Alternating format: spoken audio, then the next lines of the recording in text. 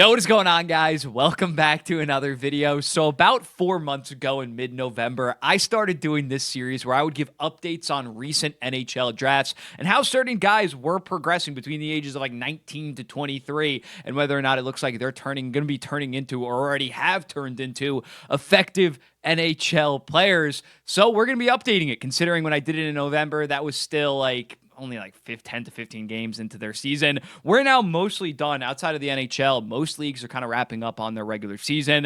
The CHL only has like 4 games left. A lot of European leagues' regular seasons have wrapped up. So we are going to be starting with the 2023 draft. It's now been almost 2 years since the Connor Bedard draft, which is crazy to say. And yeah, we're going to go through it on Hockey DB and how these guys are progressing, how I thought they were going to be panning out relative to my draft rankings, who I had extremely high. Let's not waste any time. Let's dive into it. And here is the full first round in all its glory. Again, we're going to go through some of the other guys, some of the other notable guys. But let's get into it. I think we know these top 4. Well, we kind of know what their profile is at this point. Connor Bedard, 53 points in 68 games after 61 and 68 last year. Not the best sign, but again, with what he has to deal with in Chicago, I'm still not that concerned. My stock is definitely lower compared to when he was drafted 21 months ago, considering he was looked at as that generational prospect. Still think he's going to develop into a top 10, maybe even top 5 player in the NHL. The tools are still there, especially with the playmaking and the shot, but it hasn't been good. Chicago has not surrounded him with the best talent in order for him to thrive early on in his career, but still on such a bad team, the fact that he is being so productive, I'm still high on Connor Bedard. Leo Carlson, I believe he's having a little bit of a sophomore. So about the same points per game. Everybody on Anaheim, for the most part, we'll click into Anaheim, is having kind of a down year offensively outside of a guy like Jackson Lacombe, who I just had in my underrated video. Go check that out. But yeah, even Troy Terry's having a mediocre year. McTavish hasn't really taken a step. I more so blame that on Craig Cronin hockey kind of just stalling out the young guys. I still think Leo Carlson's going to be a very good number 1 center in the NHL. Adam Fantilli, he has been balling since Monahan went down roughly. He's got that promotion into the top 6, some first-line minutes. 42 points, 67 games, 21 goals is very encouraging. Yeah, I think he's been like a 70-ish point pace player since Monahan has gone down. It's been very encouraging. The defensive numbers, I believe, are not that encouraging, and especially with this, for the forwards, you're looking for more so point production, but defensemen are kind of tough to judge, obviously, based off their hockey debut. But I remember looking up Adam Fantilli's defensive numbers, and they weren't that amazing relative to what we expected. But still, 42 points, 67 games, 20 years old. He's looking like he's going to be a legit number 1 center in the NHL.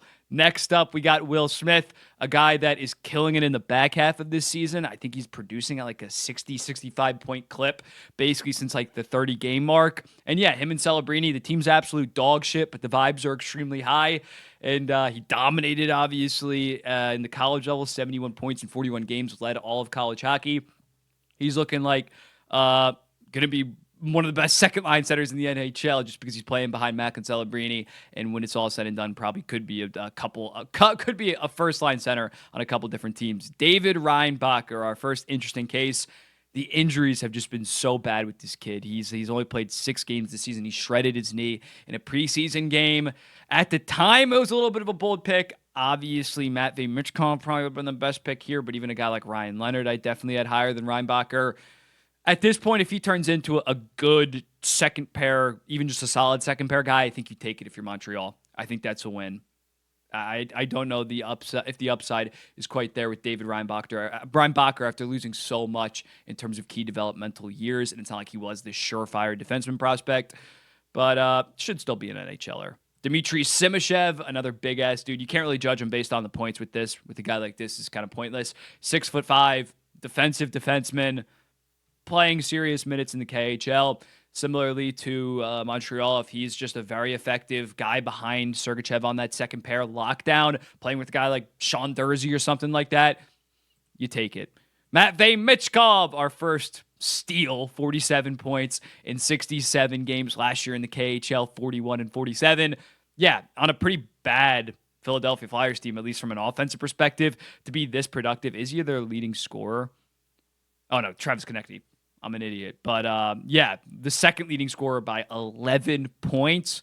I expect next year a 70-plus point season pretty easily. Ryan Leonard has not made the jump to the NHL yet, but has been dominant at the college level the last 2 seasons. They were a super team last year. This year, a higher goals per game, not quite points per game, because again, they almost cut our Gauthier and Will Smith. But yeah, two-way menace, should be a 30 and 30, 35 and 35 top 5 prospect, in my opinion. 30, 35 and 35 in terms of goals and assists. Still really like Ryan Leonard. Nate Danielson, how's he doing in the AHL? Okay, 32 points in 59 games. I liked Nate Danielson more than others in his draft year. I had him like 14th or 15th. I still think that it was a little bit of a reach at 9th overall. I think he's going to be in a very effective third line center, two-way guy. Very good defensively, high IQ guy.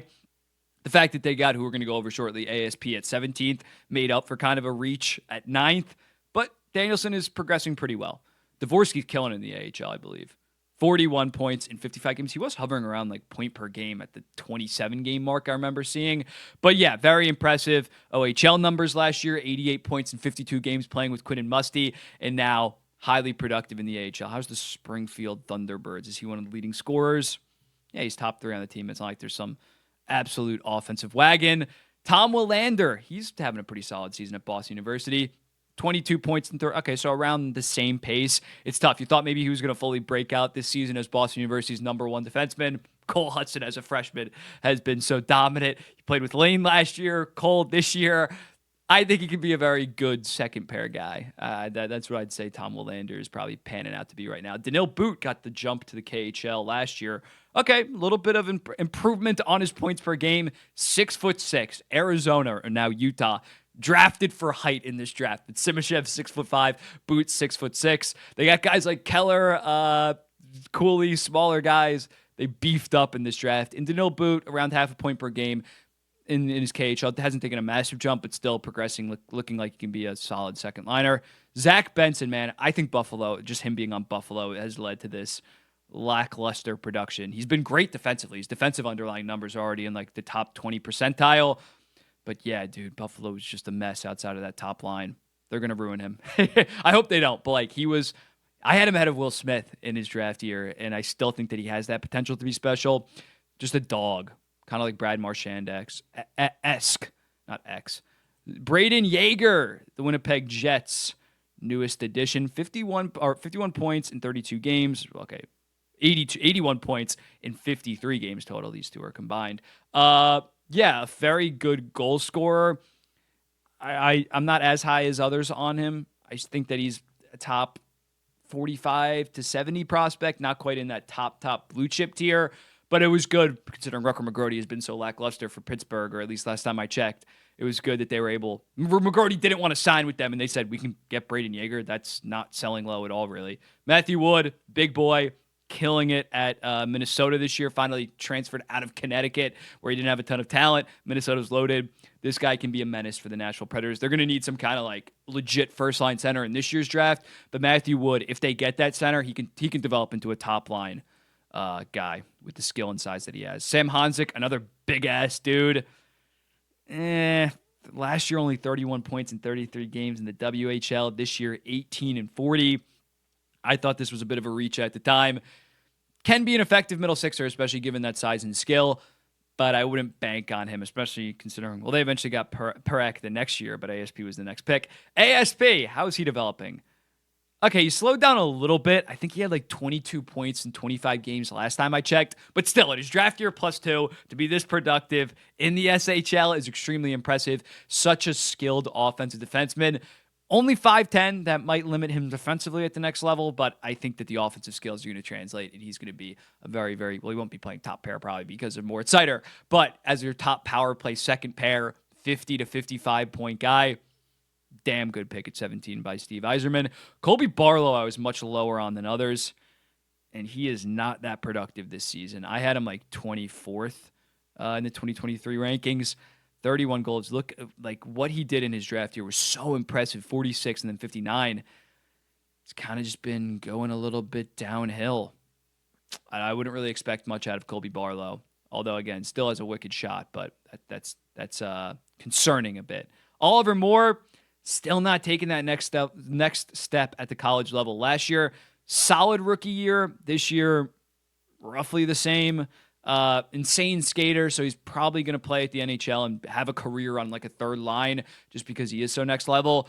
But yeah, the offense just hasn't really came in terms of putting it all together with that skating, which kind of stinks. Edward Chalet, 19 points in 41 AHL games. Seattle has so many forward prospects that you're not losing sleep over if Chalet doesn't develop fully. Very productive this year in the World Juniors. As you remember, 6 goals. I'm cutting it off right now. 6 goals, 2 assists, 8 points in 7 games. I think did he have the shootout winner to win bronze for Czechia? I think maybe. Charlie Schrammel. This was a very confusing pick at the time, considering it his draft year. He had 12 points in 33 NCAA games. Last year was rough, but he has really taken a positive step this year, transferring out of Wisconsin. Wisconsin just hasn't been the same program that Cole Caulfield had him at back in 2021. How's he doing? Isaac Howard, they obviously have on Michigan State. But yeah, he's been highly productive. I still not sure he's going to turn into anything at the NHL level, but if you're a Minnesota Wild fan, you're definitely higher on Schrammel compared to last year. Oliver Bunk. Ooh, down year offensively for the London Knights' very own. I guess Sam Dickinson is just taking more of a role as that number 1 on London, but that's a little bit concerning. I wasn't that impressed with him at the World Juniors this year for Canada. Should have had a guy like Zane Parekh on the team. Gabriel Perreault, how's he doing at the college level? Another highly productive year. Again, Boston College last year was like one of the best offensive forces of the 21st century. So naturally, not having Will Smith and Gauthier on that power play anymore has hurt him a little bit. Still, so extremely skilled. There is skating concerns, but he should be a good player. Back-to-back, same stat line in back-to-back years of the World Juniors. The Rangers need him next year in terms of generating some offense with their old-ass players. Tanner Molendyk, he's on Medicine Hat this year. Started on Saskatoon. Point per game. If you're Nashville, you take a solid third pair, second power play guy at this point for Tanner Molendyk, I'd say. I think that's a fair. I've watched a decent amount of Medicine Hat. I watched a couple of games, not a decent amount, like 2 to 3 games of Medicine Hat, and he hasn't like wowed me. I obviously watched those games to see Gavin McKenna, but he could be a solid offensive defenseman. Otto Stenberg, 13 points in 25 AHL games, 8 points. He was very good at the World Juniors. Maybe turns into something. They have Dvorsky and Snuggerud as their top 2 clear-cut forward prospects. If Stenberg turns into really anything, that's a pretty big win at this point. Quinton Musty, last year, killed it. 102 points in 53 games last year. Bit of a slower pace this year, 59 and 33. I believe he broke his wrist. That's why he wasn't even considered for Team USA at the World Juniors. Yeah, this guy, similarly to Gabe Perreault, some slight skating concerns and I think a little bit of effort concerns from what I remember. But the offensive talent is so prominent with a guy like Quinton Musty. And for a team like San Jose, you're definitely betting on that high upside. He could be very effective second liner, offensive second liner for them, but they already have more than enough forwards in terms of being studs. Callum Ritchie, the Islanders' very own. Last year really broke out after a solid draft year, and this year kind of more of the same. I think that he has solid second line potential, very high IQ guy. Not the best skater from what I read up on him and what I've seen, but the IQ. It's funny. Frank Saravalli compared him to potentially being Patrice Bergeron. That was crazy. I'll definitely retweet that, even though I disagree with it. But yeah, Callum Ritchie, Patrice Bergeron 2.0. How's our boy Easton Cowan doing?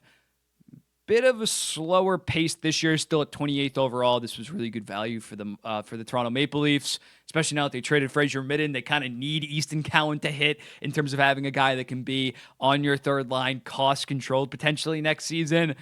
But based on that World Juniors performance and the points per game kind of going down this season, how's London looking overall? We'll click on London. Sam Dickinson, damn, 88 points in 54 games. Jesus. Barkey has become like the number one. Actually, he's putting up roughly the same points per game as Easton Cowan. But yeah, Cowan still looking solid. Theo Lidstein, the St. Louis prospect, 9 points in 44 SHL games. Decent, was solid at the World Juniors, 4 points in 7 games. Could be something. Definitely could be something. Mikhail Gulyev, the Colorado Avalanche prospect. 15 points in 65 KHL games. He's more of an offensive defenseman compared to, say, like Simashev or Anton Salayev. So that's a little bit concerning. I'm not sure he's really going to pan out to be anything at this point. David Enstrom's a guy that I'm decently high on. 19 points in 39 SHL games. Didn't really take that much of a step this season, but still productive at the SHL at a relatively young age. A Nashville Predators prospect from the Askarov trade. I think he can turn into something. Gavin Brindley, how's he doing? He killed college last year. 14 and 40 for a guy mainly known for his offense. Very good year last year with 53 points. It's a little bit confusing. Adam Guyan, I believe, is getting lit up a bit at the college level. 885 for a goalie that high is not ideal. Kasper Haltuten, I probably just botched that. 39 points in 37 OHL games. Harbala, 926 in 34 games. He could potentially be the franchise goalie down the line after Vejmelka's extension is over for the Utah Hockey Club. Andrew Crystal, killing it. I believe, he's first in the entire WHL in points and points per game. 126 in 55 games. That's damn near like historic, or at least historic in the last decade or so. That is a steal at 40th. Trey Augustine, killing it at the college level. 927 on Michigan State. Who else we got? I'm definitely going to miss some people. Danny Nelson, got to show love to my New York Islanders. 26 points, 36 games. Okay. Played very good at the World Juniors for Team USA. Can be an effective third liner, I think, for my Islanders. Carson Rakoff killed it last year. How is he doing now? A little bit of a... He's playing with Porter Martone. Still think he could... Seattle just has so many forward prospects. Goddamn. Go Jacob Dvorak. How's Dragicevic? This guy killed it in his draft year with 75 points in 68 games. Hasn't quite been the same. Defensive liability, probably not turning it into anything. Jacob Fowler, the Montreal Canadiens goalie of the future, has a 940 in 33 games. Boston College was a top three team in NCAAs, but he's arguably the biggest reason why, because he has been so good, him and Ryan Leonard. Nick Lardis, Chicago Blackhawks fans probably just thought like, oh, you crapped on two of our guys. Give us Lardis. We're giving you Lardis. 71 goals in 63 games. I believe he's like only the third guy in the 21st century to score 70 goals. And it's like Patrick Kane and John Tavares are like, and Eric Lindros. Lindros is the 90s, but like those are the most recent guys. Crazy, crazy numbers. Hunter Brustevich, how's he doing? He killed it last year for the Kitchener Rangers. Okay, he started off like very slow at the AHL level, so has been a little bit more productive. He was a part of the Lindholm trade. Could be something. Could be a third pair offensive defenseman. Another Calgary guy. This is from the Tyler Toffoli trade. Damn, Suniev. 18 goals, 18 assists, 36 points in 33 games. Sharon Govich deal is looking like shit. I was right on Sharon Govich, but the third round pick that they got in that might be the best, the most valuable asset in that for either team. Dylan McKinnon. Any relations to Nathan McKinnon? I don't think he's going to turn into anything, considering he has 7 points in 53 games, unless he's slaving defensively. But I had to click on him. Who else we got? Definitely going through like some steals, and I'm going to get a shit ton of comments. Luca Cagnani. I think he actually just got called up by the NHL team. Highly productive. 47 points in 56 games at the AHL level. Is 5'9", but again, draft year +1, 90 points in 65 games. Draft year +2, 0.8 points per game at the AHL level. He's got the offensive goods to be a really good player. Got to see how his defense translates at his size, though. Any other? I'm not recognizing any of these names unless I'm skipping by guys. Yegor Yegorov. That's a cool name. I had to click on him. Not doing much in the MHL. Aiden Fink is a guy that I want to go over. Aiden Fink, 52 points in 37 games. I think he's leading college hockey in terms of points. And last year also was very productive as a 7th round pick. A little bit undersized, but he's not like 5'7", so he's not completely undersized. If he can put on some weight, get to like 175, Nashville definitely has a steal in Aiden Fink. I think he can be an effective second liner offensive option. And then that's it. I think that's really it. Unless I'm really missing someone egregious. Drop any names that I did miss. I'll be seeing in the next one. We're probably going to roll out these videos every other day or every 3 days or so. 2022 coming up next. I'll be seeing the next one. Peace.